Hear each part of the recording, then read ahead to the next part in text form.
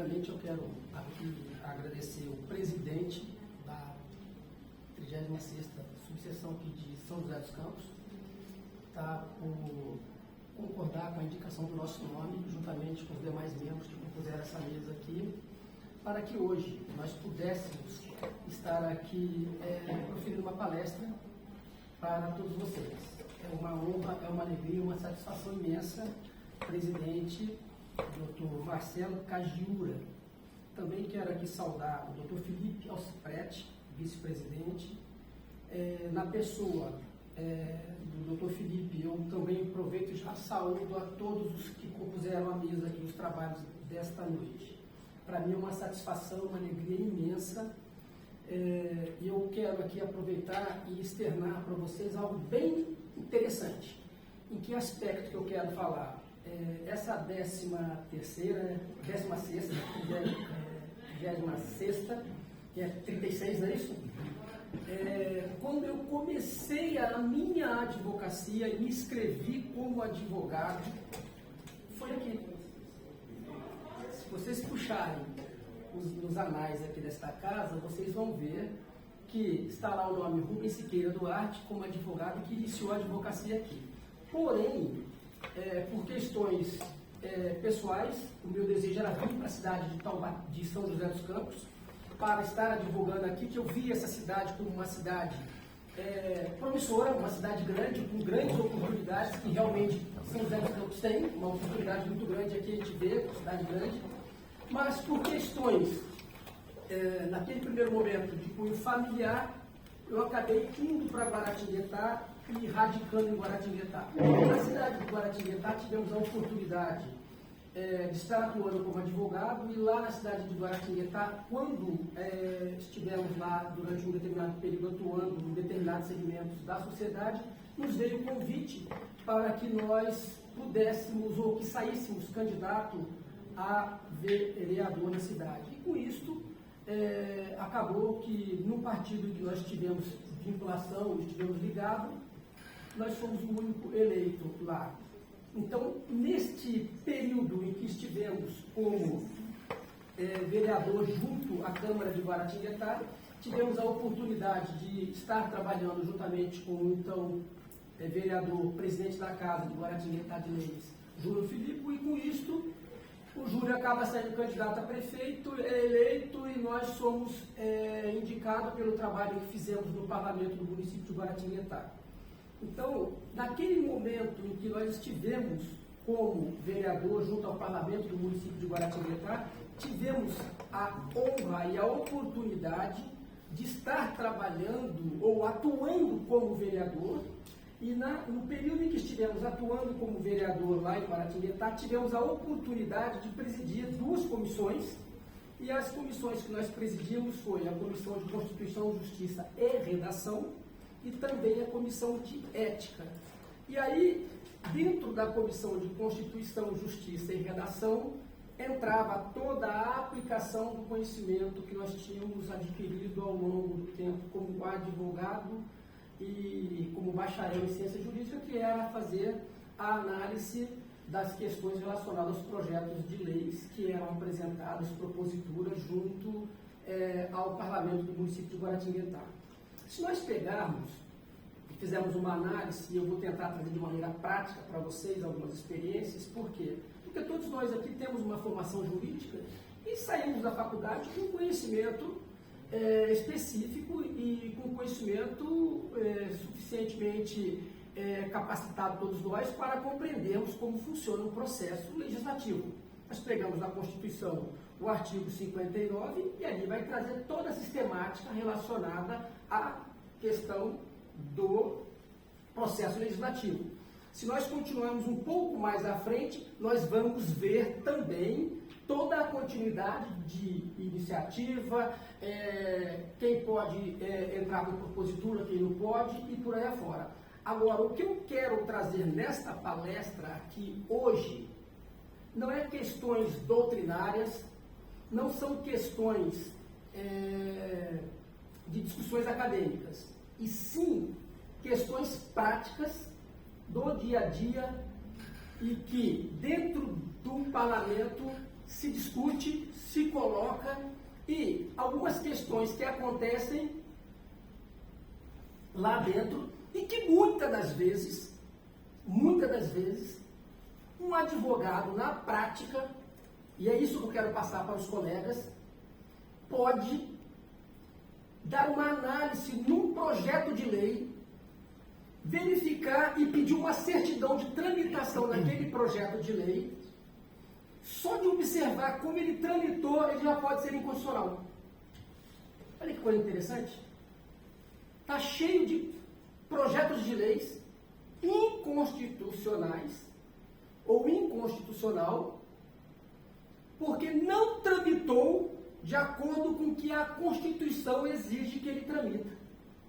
Existem leis, e nós temos uma lei que eu quero falar sobre ela aqui para os colegas, que está em vigência, é totalmente inconstitucional, o Tribunal de Contas não fala nada, não estou aqui fazendo crítica do Tribunal de Contas, não é isto, o Tribunal de Contas faz o papel dele muito bem, porém, a lei está sendo aplicada, mas é inconstitucional. Isso acontece em inúmeros casos. Nós temos dentro dos parlamentos, vou pegar aqui, Câmara dos Deputados, Congresso Nacional, nós temos as comissões. E as comissões temporárias e as comissões permanentes. As comissões permanentes, dentro do Congresso Nacional, da Assembleia Legislativa, ou distrital, ou na Câmara de Vereadores, tem lá dentro do regimento interno especificando como é que atua, como é que funciona cada uma das comissões. Se tem um regramento dizendo como funciona e por onde tem que passar um projeto de lei, se está dizendo, e quando não se observa esta norma, o que esta lei é? Ela está realmente, é uma lei constitucional ou ela é inconstitucional quanto à forma? Porque ela não tramitou quando deveria tramitar pelas comissões permanentes que exigem para aquele tipo de projeto de lei. Quando nós temos uma lei, vou dar um exemplo, uma lei orçamentária, obrigatoriamente, ela tem que passar pela comissão de orçamento. Mas vamos trabalhar hipoteticamente, para os senhores poderem entender onde eu quero chegar, que ela não passou pela comissão e não tem um parecer pela comissão de orçamento. Ela pode estar sendo aplicada, mas ela é inconstitucional, porque não foi observado a forma de tramitar. Então, essa experiência que nós tivemos dentro do parlamento, de uma forma micro, que seria o município, na Câmara de Vereadores, isso acontece e não é pouco, é muito. Nós sabemos que dentro do Congresso Nacional, e o nosso sistema adotado é bicameral. Então, quando se tem uma lei que a iniciativa dela deve tramitar e iniciar pela Câmara dos Deputados, e depois a Casa Revisora será o Senado, neste caso, quando se tem, e ela vai fazer a revisão, e o Senado vai lá e altera, e mexe naquela lei, no sentido de alterar um dispositivo, alterar um artigo, alterar um parágrafo. Quando isso ocorre, esta lei tem que voltar para a Casa Revisora.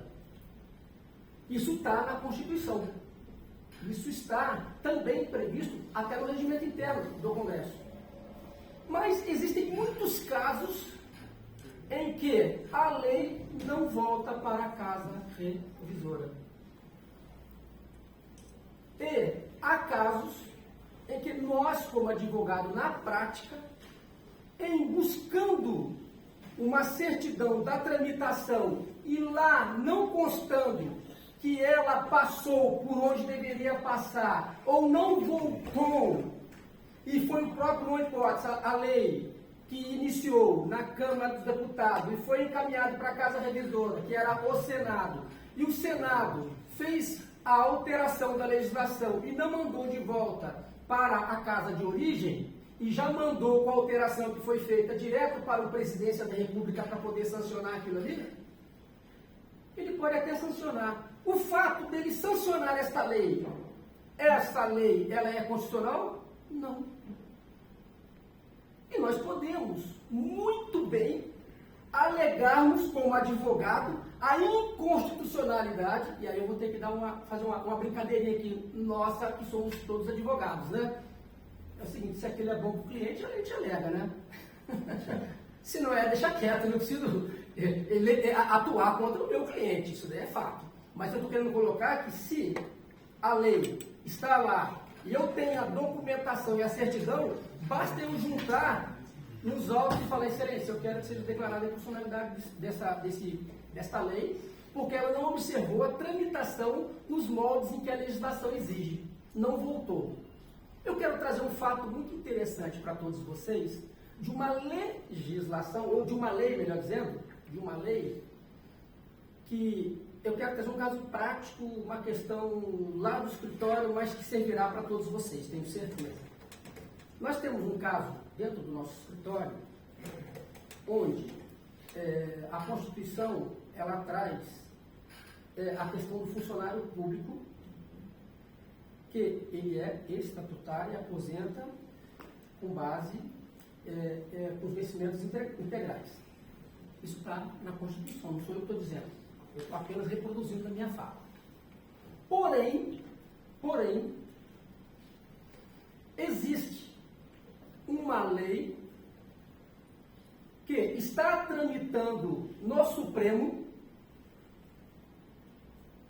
e que esta lei deu direito à administração pública de contratar funcionários públicos